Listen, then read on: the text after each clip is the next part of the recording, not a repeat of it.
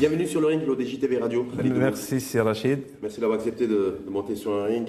Toujours prêt à monter avec toi sur le ring. Marhaba. Ben, c'est gentil à vous. Khalid Mou, je rappelle, vous êtes analyste économique et financier.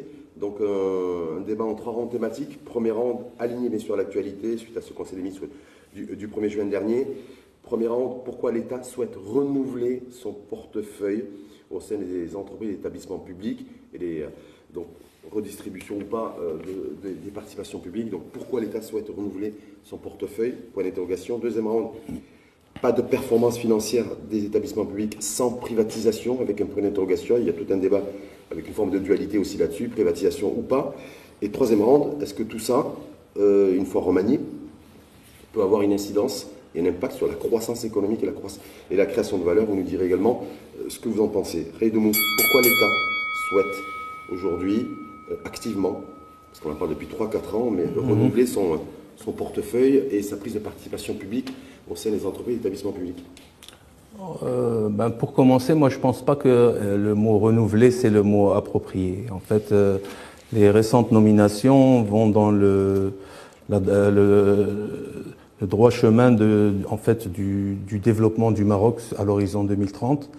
Il était logique qu'il y ait un gros développement au niveau infrastructurel et au niveau des infrastructures d'accueil. Quand on va voir la Coupe du Monde en 2030 sur notre territoire et la Coupe d'Afrique qui a été repoussée à début 2026. C'est un débat d'accord.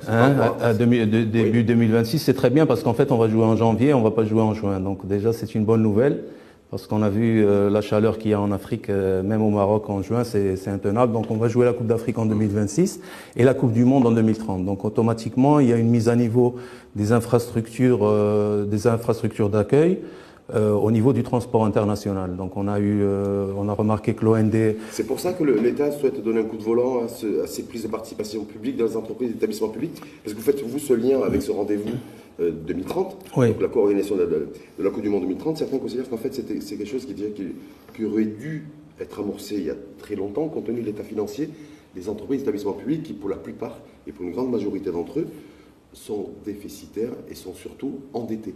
Donc, est-ce que là, aujourd'hui, l'État a pris conscience, dans la perspective de l'horizon 2030, mais en fait, qu'il fallait rééquilibrer les finances des entreprises et des établissements publics, voire rationaliser, voire réduire le nombre?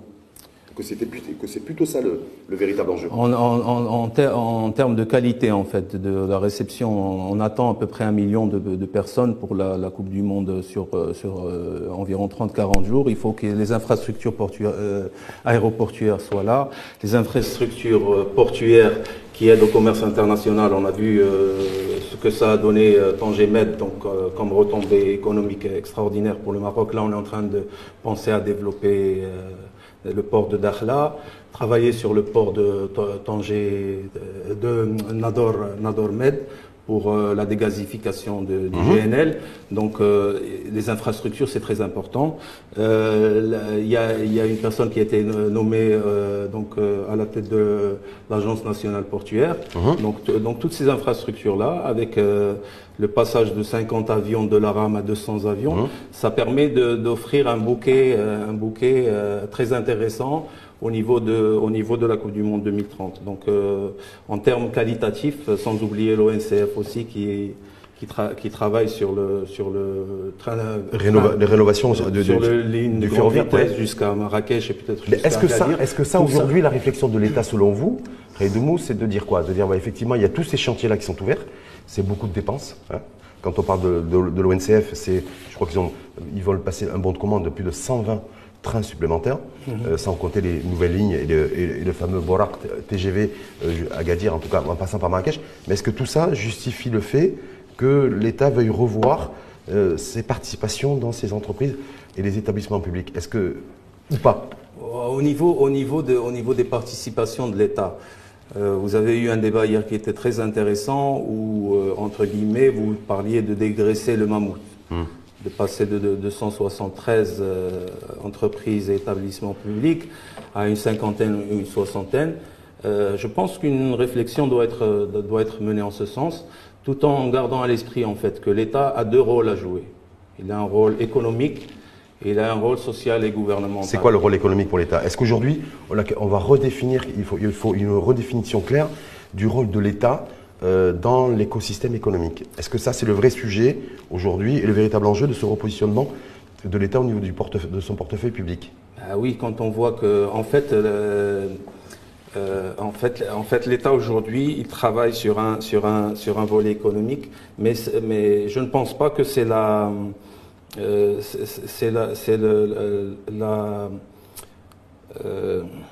comment on dit, la destination première de l'État, ce n'est pas de faire de l'économie en général, c'est de servir qualitativement le citoyen.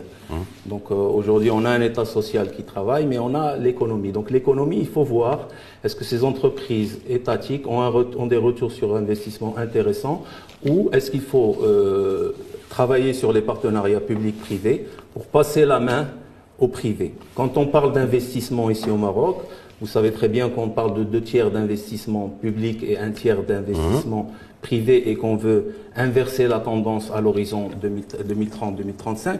Pour cela, il faut créer des champions nationaux. Est-ce que c'est l'objectif, Khalid Oumou? Parce qu'on a l'impression aujourd'hui, d'ailleurs tout le monde est dans le brouillard, et je vous remercie d'avoir accepté l'invitation au débat sur le ring là-dessus, sur la redéfinition du portefeuille du capital public, clairement. Où est-ce qu'on va aller? Est-ce qu'on ne pourra pas tout faire en même temps? C'est-à-dire faire émerger des champions industriels, des champions nationaux, ce qu'ont fait certains pays asiatiques d'ailleurs, c'était la philosophie. C'est les grandes économies, avec un État fort et que ça demande du temps, on est bien d'accord. Donc c'est une question de temporalité aussi. Est-ce qu'aujourd'hui l'État veut se désengager ou réduire ses prises de participation dans certains établissements publics, faire émerger le privé et donc de l'investissement privé? Est-ce que c'est faire émerger les champions nationaux? Est-ce que c'est un repositionnement aujourd'hui total et stratégique? Parce qu'on parle de Nadia Ftihalaoui d'aller de temps vers la souveraineté sanitaire, la souveraineté alimentaire, la souveraineté numérique, la souveraineté, toute forme de souveraineté. On a l'impression qu'en fait on veut tout faire en même temps et qu'on ne pourra pas tout faire en même temps.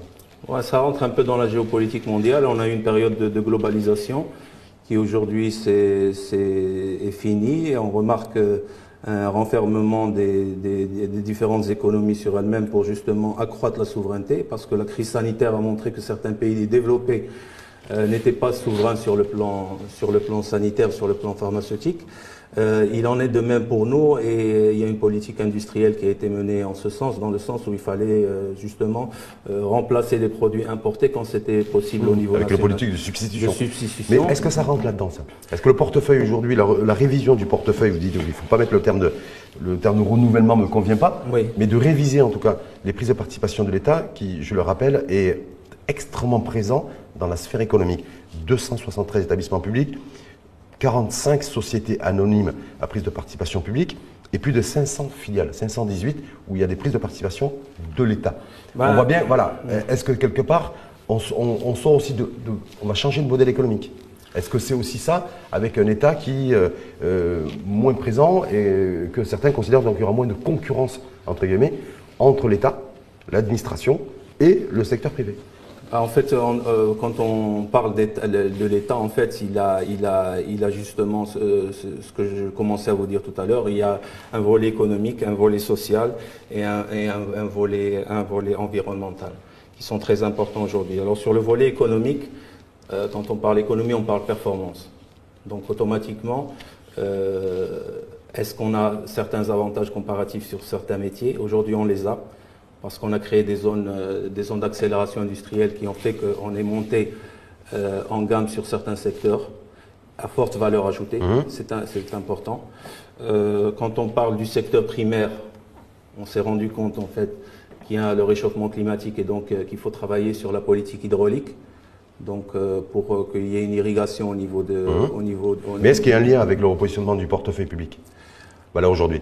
Bien entendu, ça va générer des investissements. Ça va générer des investissements. Pour ce qui est des investissements hydrauliques, on parle de 60 milliards de... À terme? Oui, oui, à terme. Mais ça veut dire quoi? Ça veut dire que l'État ne pourra pas financer sur la base des deniers publics ces gros investissements qui doivent être consentis. Donc c'est quoi? Je me repositionne pour faire un appel d'air au secteur privé. Est-ce que c'est ça la vraie philosophie?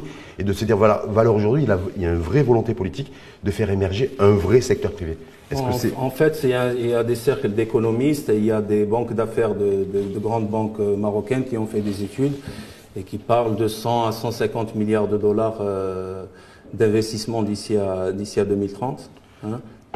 Donc le cercle des économistes istiqlaliens avait parlé de 130 milliards de dollars.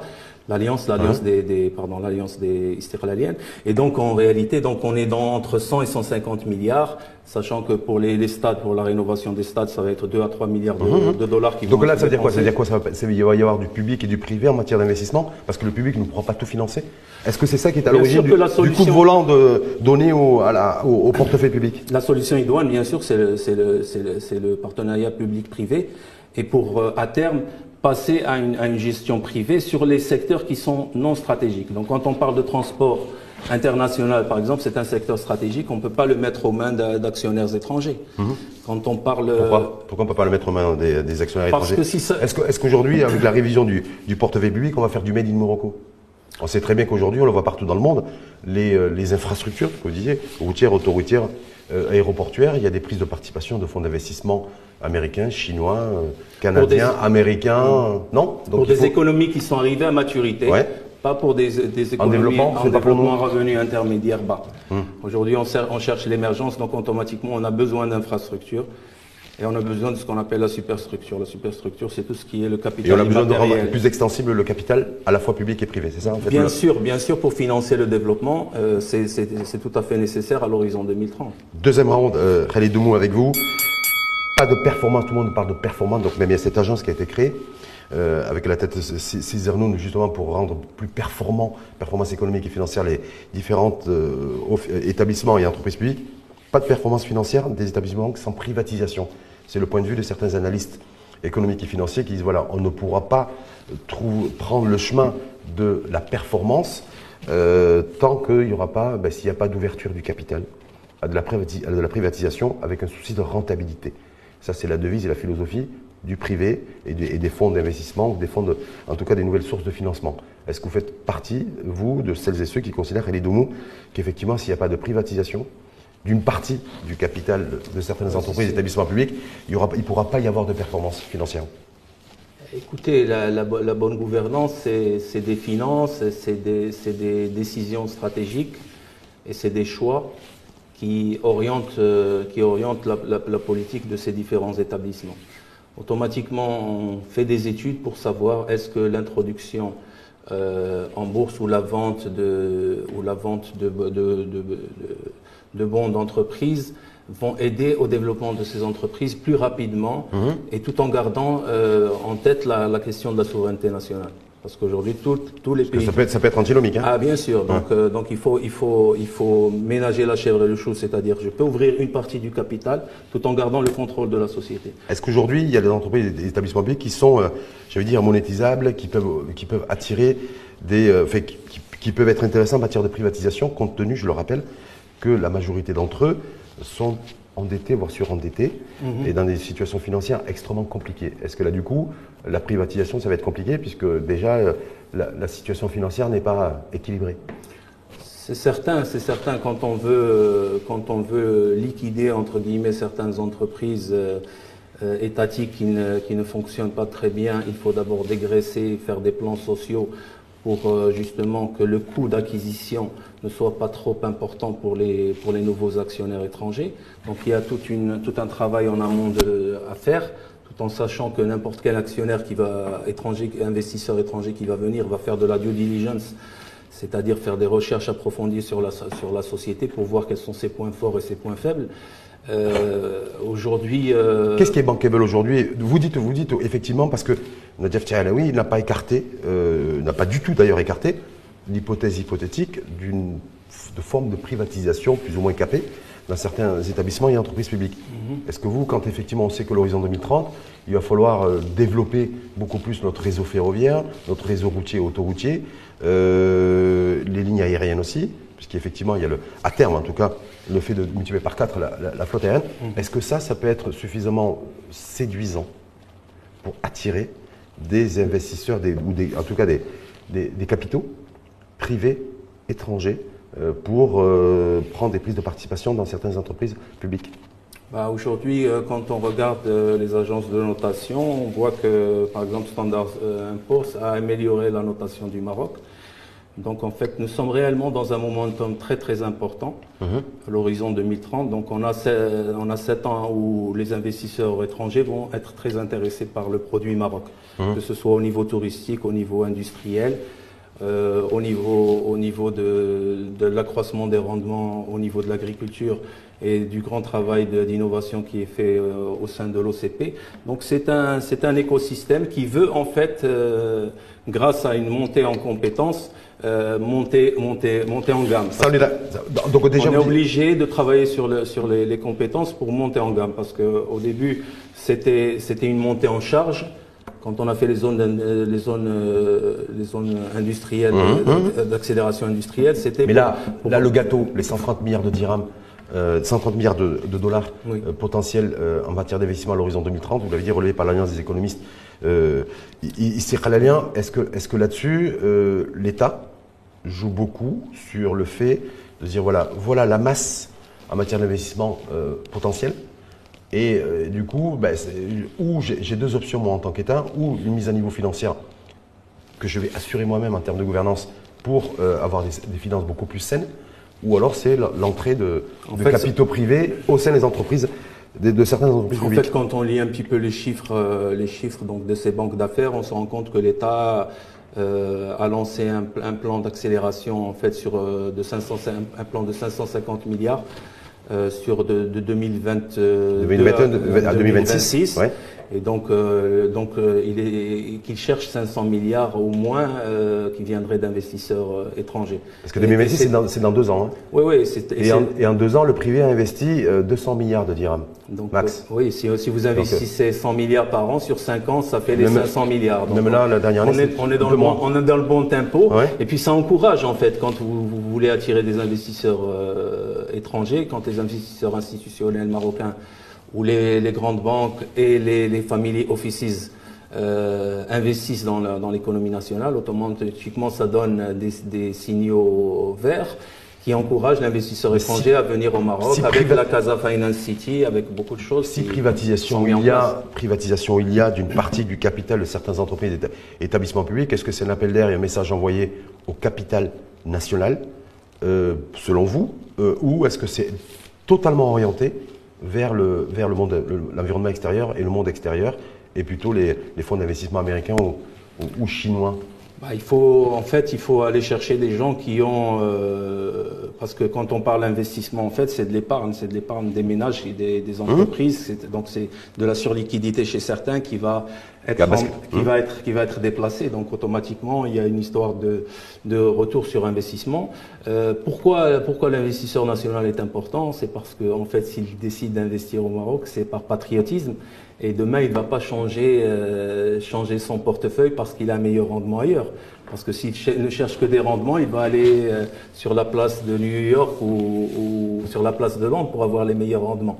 Donc il y a la question du patriotisme économique qui est très importante et qu'on ne doit pas renier parce qu'elle existe partout aujourd'hui avec la déglobalisation. Donc vous dites pour la privatisation, il faut faire de la promotion du Made in Morocco pour que si effectivement privatisation, il y a demain d'une partie du capital de l'ONDA, de l'ONCF, je parle un peu de ces en tout cas, établissements publics ou qui sont en difficulté financière, en tout cas endettement important, mais en même temps il y a un potentiel de croissance et de marché conséquent sur les 5, 10, 15 prochaines années. Vous dites qu'il faut promotionner le Made in Morocco, ou alors il faut faire un travail de sape pour se dire essayer de séduire et de convaincre des fonds d'investissement, je le disais, étrangers. Vous savez, si on développe le Maroc au niveau infrastructurel, automatiquement ça va attirer des investisseurs étrangers. Quand on parle en fait de l'ONCF ou de l'ONDA, l'Office national des aéroports, ou qu'on parle des autoroutes du Maroc, etc. Plus vous aurez d'infrastructures, plus en fait les communications vont être bonnes avec la connectivité. On a vu qu'il y a eu le JTEX récemment. Oui, mais j'ai besoin de financement. J'ai besoin de financement pour financer tout ça. J'ai pas forcément le financement, sauf le recours massif à l'endettement. Et je peux pas trop parce qu'on est sur une courbe ascendante au niveau de l'endettement. Des fois, on n'attend pas trop les investissements. Ils tombent. Comme hier, il y a eu une entreprise sino-allemande qui va ouvrir une gigafactory à Kenitra ma ville, entre guillemets, donc on n'attendait pas ce 12,8 milliards d'investissement. Donc automatiquement, le Maroc aujourd'hui, après la réussite de la Coupe du Monde, est une destination qui est intéressante. On est arrivé à 14,5 milliards de touristes en 2023. Donc il y a des chiffres qui montrent que en fait, le Maroc est intéressant en termes d'investissement. Et donc il faut juste améliorer. L'AMDI a un travail à faire en ce sens-là. Le ministère de l'Investissement, de la Convergence des... Améliorer quoi? Améliorer la capacité à capter des investissements? À capter des investissements. Des investissements dits productifs. On sait que le ministère a fait 2 roadshows très intéressants en Allemagne et aux États-Unis, le ministère de l'Investissement. Oui. Donc pour essayer de chercher des nouveaux investisseurs sur des secteurs technologiques comme la mobilité électrique ou bien l'hydrogène vert. Ça c'est très coûteux, très capitalistique. Donc justement, c'est pour ça les roadshows, qu'est-ce qu'on a comme retour sur investissement sur les roadshows? C'est pour ça qu'on toque à ces portes-là, parce que quand vous allez à la bourse de New York, vous avez des gens qui sont capables d'investir et qui ont la compétence technique en plus derrière. Parce qu'il y a un accompagnement technique qui doit être... On verra s'ils sont capables de prendre des prises de participation dans les entreprises et les établissements publics, parce que c'est aussi des aspects, un des enjeux de ce renouvellement, en tout cas de repositionnement du portefeuille public. Troisième round, Redoumou. Quelles conséquences tout ça sur la croissance économique qui n'arrive pas à décoller chez nous? On n'arrive pas à casser ce plafond de verre des 3%, qui est largement insuffisant pour créer suffisamment de valeur pour un maximum de nos compatriotes et un maximum de nos territoires qui se doivent aussi de décoller également d'un point de vue économique et social. Est-ce que tout ça, on sait très bien que les entreprises, les établissements et les entreprises publiques, grosso modo, c'est un volant de 90 milliards de dirhams qui sont investis chaque année. Nadia Ftahelaoui a fait une petite projection pour 2024, on devrait être à 95 milliards de dirhams d'investissement, avec des taux de réalisation de 70, 69, 71%. Mais avec une rentabilité extrêmement faible, pour ne pas dire médiocre. Est-ce qu'il faut se dire aujourd'hui que le véritable enjeu aussi, c'est de réussir cette transformation des établissements et des entreprises publiques, parce que notre croissance aussi pourra dépendre de ça? C'est sûr que vous avez utilisé le mot territorial, c'est très important de faire réussir la politique de régionalisation avancée, parce qu'aujourd'hui elle n'est pas encore implémentée, et en fait si on ne crée pas de nouveaux bassins d'emploi, on va avoir des problèmes. Il faut des métropoles d'équilibre. La conurbation Tanger jusqu'à Casablanca, c'est bien, mais le Maroc, c'est 12 régions qui doivent être promues. On voit que le Grand Sud, aujourd'hui, on y travaille sérieusement, que ce soit pour les énergies renouvelables ou pour le tourisme au niveau de la ville de Dakhla. Donc le nord, il va y avoir des chantiers au niveau agricole, il va y avoir 20 000 hectares de terres irriguées. Donc en fait, il faut que ces populations, tous ces jeunes qui sortent de nos écoles, trouvent des endroits où travailler, mais pas tous venir à Rabat et à Casablanca. L'enjeu de revoir le portefeuille des participations publiques, est-ce que ça peut avoir une incidence sur la croissance économique qui n'arrive pas à décoller chez nous? Je rappelle, c'est 95 milliards de dirhams, entre 90 en 2023 et 95 apparemment en 2024 d'investissement public, c'est-à-dire que les 273 établissements publics, les 45 sociétés anonymes et plus de 500 filiales investissent a priori au Maroc 90 milliards de dirhams chaque année, avec un impact, valeur aujourd'hui, extrêmement faible. Est-ce que la redéfinition du portefeuille public doit être orientée aussi pour booster la croissance économique, ou alors, que certains considèrent, école de pensée économique, que ce n'est pas la vocation des entreprises publiques et de services publics que de créer de la valeur et de créer de la richesse? La vocation normalement de l'État dans un système idéal, c'est de présenter des services publics de qualité. Aujourd'hui, on a vu... Gratuit ou payant?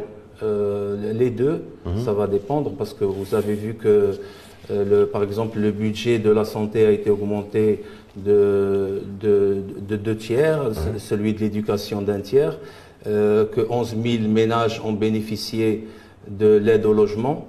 Donc il y a des choses qui sont faites. On est non, mais ça ne remet pas sans doute. Ça veut dire que valeur aujourd'hui, est-ce que tout ce qui va être fait au niveau du portefeuille public, est-ce qu'il va y avoir une incidence sur la croissance économique ou pas du tout? C'est le véritable enjeu. C'est le but. C'est le but. Tout ce qui est fait aujourd'hui, quand on parle, je vous ai dit, AMDI, ministère de l'investissement, ministère de l'industrie, ministère du tourisme qui génère des devises, tout ça, c'est pour faire décoller l'économie marocaine. Est-ce que valeur aujourd'hui, on le voit très bien, la croissance économique est essentiellement financée, j'allais dire, par la consommation et l'endettement? avec la commande publique bien entendu, Oui. c'est les 3 leviers, avec un peu d'exportation. Est-ce que Valeur aujourd'hui, on doit considérer qu'effectivement ça va bouger parce qu'avec une refonte des entreprises et établissements publics, avec une santé financière qui soit beaucoup plus saine, ils seront beaucoup plus orientés, logique de rentabilité, les offices et les entreprises publiques. Aujourd'hui, on est à une quotité de 86% quand on voit la dette sur le PIB, la dette publique sur le PIB. Dans une phase qu'on imagine, une phase de grosse croissance ou de décollage économique pour passer d'un pays à revenu intermédiaire bas à un pays émergent, il faut investir parce que si vous n'avez pas les infrastructures d'accueil, si vous n'avez pas les compétences managériales qu'il faut et la bonne gouvernance, on ne peut pas créer beaucoup de valeur ajoutée. Donc la vocation, comme vous avez dit, de l'État au départ, ce n'est pas de faire de l'économie ou de créer de la richesse. Ouais. Mais quand le secteur privé est moins attiré à un moment, c'est l'État qui doit automatiquement prendre la relève, vu qu'on a un horizon qui est à 7 ans où on doit être prêt et où on ne nous fera pas de cadeaux. Donc automatiquement, l'État doit reposer sur les entreprises marocaines. Mais on n'a pas parlé de la start-up, mais il y a énormément de jeunes entrepreneurs qui ont besoin de financer leur croissance. Et qui n'arrivent pas à trouver du financement. Est-ce qu'ils arriveront? Est-ce qu'ils ont les compétences suffisantes? C'est pas pour Est-ce qu'il y a les leviers de financement qui sont disponibles? Surtout les capitalistes. Est-ce que vous êtes prêts? Est-ce que vous êtes prêts? Parce que si vous n'êtes pas prêts, on doit chercher d'autres investisseurs ailleurs pour être au rendez-vous de 2030. On ne peut pas rater le rendez-vous. Aujourd'hui, les entreprises et établissements publics, l'apport et la contribution à la croissance économique, il est quasi nul.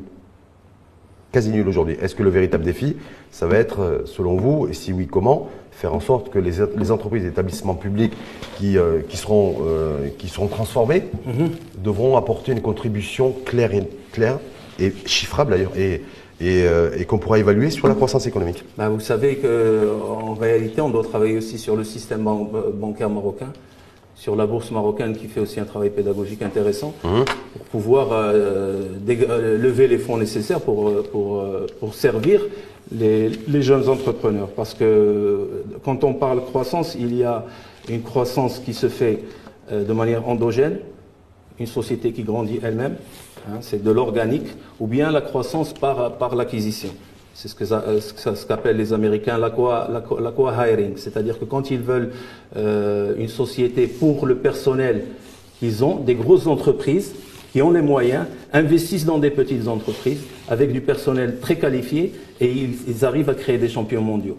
Aujourd'hui, quand on voit toutes ces licornes qu'il y a ailleurs, on se dit qu'il y a peut-être quelque chose à faire, vu que l'écosystème du numérique au Maroc est un écosystème dynamique. Mais il faut le financement en face. Donc si on a ce financement avec des secteurs à forte valeur ajoutée... Avec les si, on fait beaucoup de choses. Il faut faire bouger le système de financement. Dernière question vous savez que le fonds Mohamed VI va engager des 33% sur chaque projet. Donc si vous avez des projets viables, toquez à la porte du fonds Mohamed VI, il va vous financer un tiers de votre projet. Avec une logique de rentabilité, avec le business plan. Toujours. Est-ce que ça veut dire que demain, parce que je rappelle que là, vous avez vu la rallonge budgétaire, Fawzi Larcha, qui l'a annoncé en début de semaine, 14 milliards de dirhams, il y a 3,3 milliards de dirhams qui ont été attribués en urgence, c'est d'ailleurs le terme employé par Fawzi Larcha, aux entreprises et établissements publics. 3,3, ça veut dire qu'encore aujourd'hui, en 2024, les entreprises et les établissements publics vivent directement de la subvention d'urgence. C'est chaque année depuis 2022 avec les rallonges budgétaires de l'État.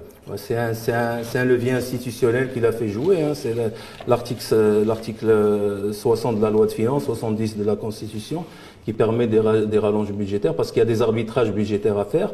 Et des fois, il y a des impondérables. On ne s'attendait pas à la crise, par exemple, du house qu'il a fallu financer, etc. Donc, bien sûr, l'État aussi, c'est un organisme vivant qui répond, qui fait des arbitrages. À certains moments, il a besoin de liquidités, donc il sort sur les marchés internationaux parce que sinon, il va devoir augmenter la dette interne. La dette interne. Donc, c'est des choix. Si on a la latitude de sortir sur les marchés et qu'on est prêt à nous prêter de l'argent, c'est déjà que notre économie se porte bien. Donc il faut jouer sur ce levier. Merci infiniment à vous, Khalid Oumou. Merci, c'est Rachid. Analyste économique et financier sur un sujet sur le ring pas évident. Sur comment anticiper effectivement l'orientation que prendra l'État sur ces prises de participation publique dans les différentes entreprises et établissements publics. Je rappelle 273 établissements publics, 45 sociétés anonymes et plus de 500 filiales où il y a des participations directes ou indirectes de l'État et on sait que il y a l'horizon 2030 qui est urgent. On le voit bien parce qu'il va falloir amorcer un décollage en matière d'infrastructure, ce que vous avez également dit, mais il y a la question du financement. Et est-ce que nos établissements et entreprises publiques sont en capacité financièrement de pouvoir financer tous ces équipements? La question est posée, a priori non. Donc il va falloir trouver de nouveaux leviers et de nouvelles sources de financement. Oui. Et nouveaux partenaires financiers. Donc wait and see, on verra bien ce qui va se passer dans les prochaines semaines, voire les prochains mois. Oui. Ben, on souhaite le meilleur pour le gouvernement Akhnouch. Parce qu'on veut vraiment que la Coupe du Monde soit une grande réussite, Inch'Allah, parce que ça nous permettrait le décollage. D'autres pays l'ont fait avant nous et on aimerait bien aussi que ce soit en tout cas, le bon momentum pour le Maroc. Ça c'est le défi, un défi qui nous concerne tous. Merci une fois de plus. Merci, et à bientôt. À bientôt.